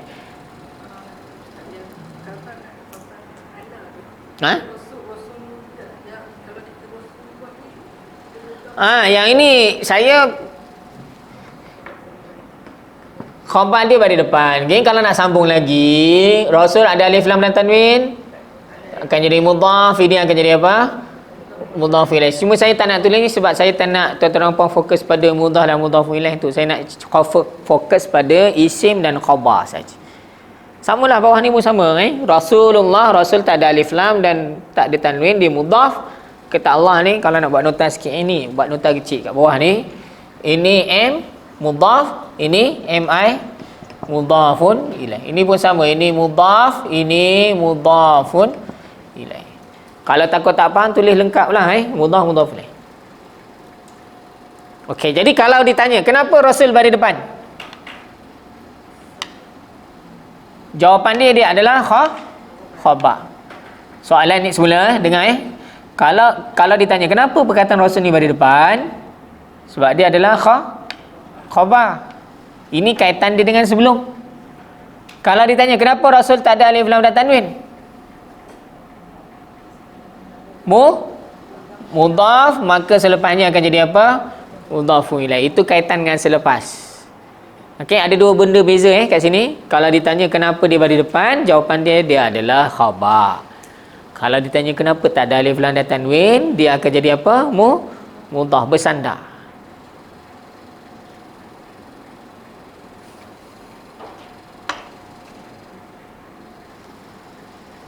Okey, ada soalan? Boleh buka balik kalau dah habis nota boleh buka balik tadi muka surat 14.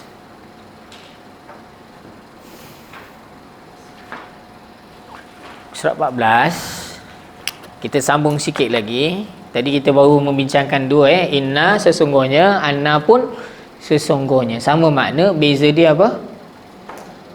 Surat belakang tadi muka surat 14. Inna pun sesungguhnya, anna pun sesungguhnya. Bezanya inna di permulaan, di awal, anna di tengah. Ka'anna seperti dah ada terjemahannya. Ka'anna ini untuk apa? Untuk perbandingan. Ka'anna untuk perbandingan. Contoh dia macam apa? Kita kalau perbandingan dalam Melayu, bagi satu contoh. Peribahasa ke apa-apalah yang ada perbandingan. Seperti apa? Oh, seperti aur dengan tebing. Lagi? Aur tu apa dia Buluh. Oh, buluh air. Okey. Baik. Seolah-olah mencurah air ke atas daun keladi. Seperti mencurah air ke atas daun keladi. Diperumpamakan untuk siapa? Tak dengar. Dalam bahasa Arab ada juga peribahasa Orang Arab sebut bukan seperti mencurah air ke atas daun keladi, seolah-olah seperti mengetuk besi yang sejuk. Ka'annaka tadribu hadidan barida. Ka'annaka, seolah-olah engkau tadribu, mengetuk hadid, besi barid yang sejuk.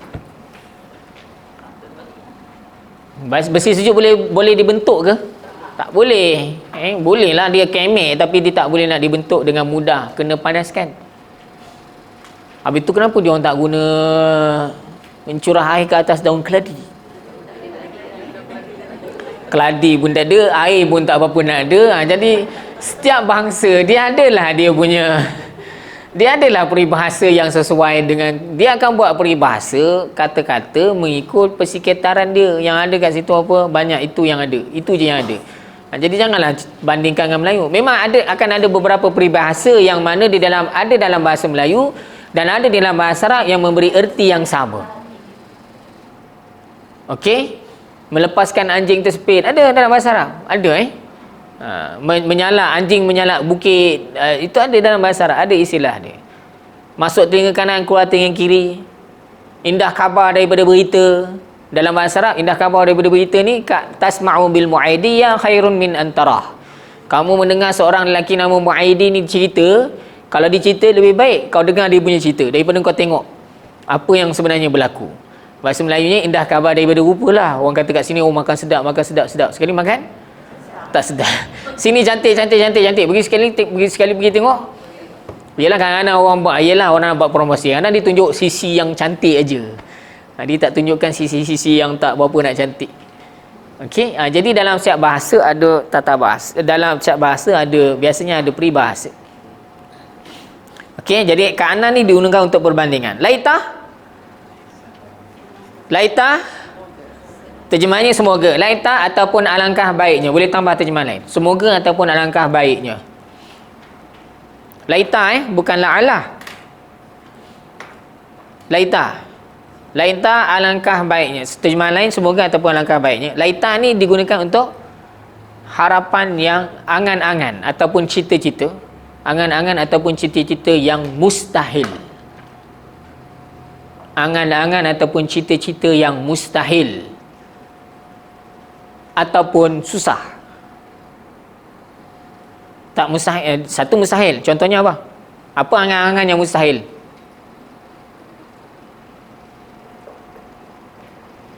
Tuan-tuan nak jadi apa? Alangkah baiknya aku boleh jadi apa? Jadi unta? Oh, muda. Minta maaf, saya tak dengar.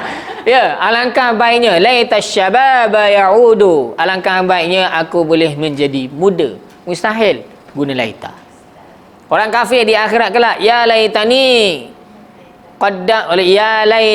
kun wa yaqulul kafiru ya laitani kuntu turaba. Alangkah baiknya aku boleh menjadi tanah. Mustahil jadi tanah masa tu. Alangkah baiknya kalau aku boleh dikembalikan ke bumi selepas mati ni. Tak boleh, mustahil. Mustahilnya manusia kembali ke bumi selepas mati, seperti mana mustahilnya unta masuk dalam lubang jarum. Ya, memang disebut dalam Al-Quran. Perbandingan ni ada disebut dalam Al-Quran. Okey? Jadi itu penggunaan laita. Benda yang mustahil ataupun benda yang susah. Alangkah baiknya saya boleh jadi Presiden Amerika Syarikat.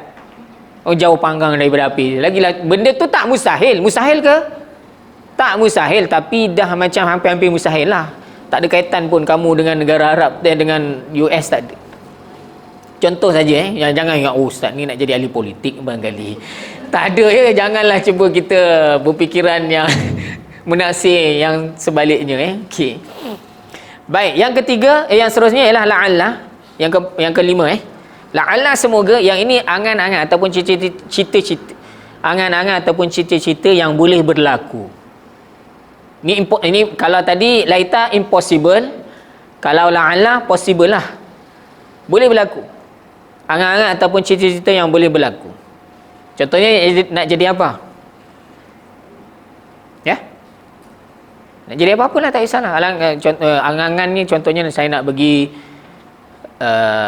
menunaikan haji, saya nak pergi berjalan ke ziarah makam-makam Nabi. Itu benda-benda yang tidak mesti. Nak pergi ke Al-Aqsa, itu semua benda yang boleh berlaku.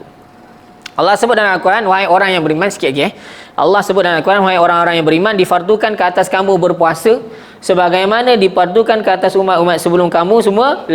Ya ayyuhalladzina amanu kutiba alaikumusiyam kama kutiba alal ladzina min qablikum la'allakum tattaqun. Wahai orang-orang yang beriman, difardukan ke atas kamu berpuasa sebagaimana telah difardukan ke atas umat sebelum kamu, Mudah-mudahan semoga kamu semua bertakwa. Maknanya dengan berpuasa seseorang itu boleh mendapat sifat takwa. Benda tu mungkin boleh diperoleh. Tapi wajib ke? Tak. Bila sebut la'alla ni, dia benda tu mudah-mudahan boleh berlaku, tapi mesti berlaku ke? Tak. Kalau mesti berlaku, kena guna yang mana? Kena guna inna dengan anna lah. Okey, yang ini kita nak bagi tahu angan-angan benda itu boleh berlaku. Tapi mesti ke? Tidak. Okey? Maknanya kalau orang puasa, dia boleh bertakwa ke? Insya-Allah dengan berpuasa boleh mencapai sifat takwa. Syarat dia kena puasa betul-betul puasalah, bukan puasa sekadar menahan lapar dan dahaga. Baik. Yang terakhir lakinna tetapi, yang ini untuk pengecualian. Lakinna tapi ni untuk pengecualian lah. Okey, contoh dia macam semua jemaah nak pergi balik, tapi saya nak panjat lagi gunung Tursina. Guna apa? Jabal Nur tu, nak pergi juga naik atas. Masa tu yang lain semua jemaah nak balik, tapi saya tetap nak pergi juga naik. Pengecualian. Lakinna ni guna untuk apa? Pengecualian. Makna dia pun macam, makna dia tetapi. Okey, contohnya semua orang nak pergi ke arah utara, tapi saya nak pergi ke arah selatan. Okey, itu penggunaan lakinna. Boleh? Okey, dan semua ini bila jumpa kena cari apa? Kena cari isim dan kena cari khabar. Isim dia baris apa? Khabar dia baris depan. Boleh? Dari segi makna sahaja berbeza, tapi dari segi fungsi sama. Maka sebab itulah dipanggil apa? Adik-beradik inna. Boleh buat nota yang terakhir, tulis ping B. Akhwat inna ni tulis rujukan dia dalam ping B. Betul ke ada dalam ping B? Cuba cek dalam ping B.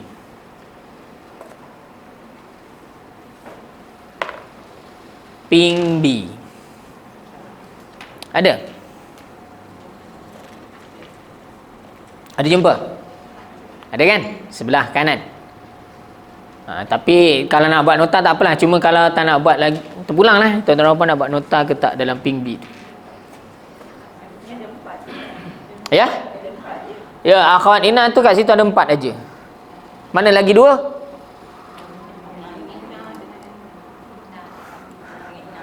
Sebab sekarang ni membincangkan tentang adik-beradik kepada inna. Inna dengan anna ni dia dah sekali. Sebab dia inna di permulaan, anna di tengah.